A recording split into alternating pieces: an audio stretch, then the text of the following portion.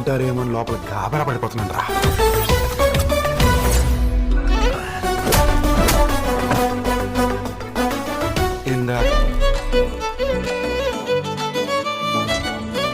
అమ్మాయిలతో మాట్లాడాలంటే కాస్త సిగ్గండి. ఇప్పుడు బాగానే మాట్లాడుతున్నారుగా. ఆ అమ్మాయిని పడేయాలంటే మన్మధుడిలా ఉండాలండి. మరి నేను ఎలా ఉన్నాను? మనవాడిని ఎత్తుకునే వాళ్ళ ఉన్నారు. ఇంట్లో చెట్టు ఎందుకు నుండి ఎక్కడ కొట్టడం రాకుండా మాటలు చెప్పి ఎస్కేప్ అయిపోతున్నాడని మీరు అన్న ఎగ్గేసేగా సిగ్గే ఉంటుందండి. నీలాంటి కొడుకు భూమండలం మొత్తం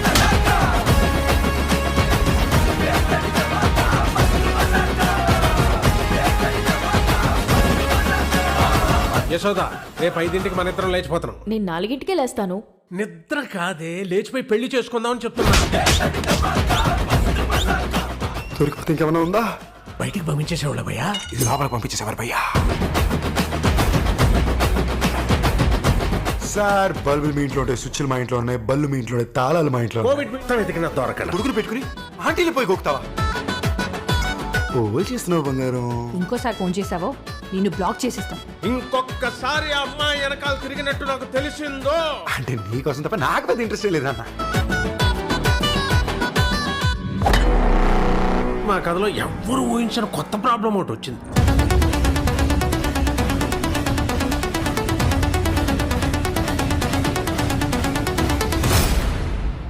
జరిగింది ఏదో అర్థమయ్యేలా చెప్తారా? నువ్వు చెప్పు. నువ్వు చెప్పు. పెద్దోడు నువ్వు చెప్పు. ఇందులో పెద్ద చిన్న ఉంది, నువ్వు చెప్పు. చెప్పడానికి ఏముంది? సైకాలజీలో కోర్సులు ఉన్నాయి కానీ సైకోలో కోర్సు ఉంటే సిలబస్ మీరే రాయాలి సార్. చెయ్యి, ఇంకా చాలా పని ఉంది.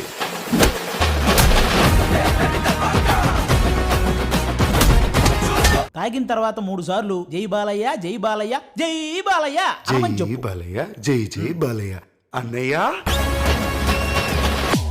మీ ఇంట్లో ఉంటే వ్యాక్సిన్ మా ఇంట్లో ఉంది, జ్వరం మీ ఇంట్లో ఉంటే డోలో మా ఇంట్లో ఉంది. డిస్టర్బెన్స్. ఇలాంటి డిస్టర్బెన్స్ లేకుండా ఈ శివరాత్రికి మేమిద్దరం కలిసి మిమ్మల్ని కలుస్తాం.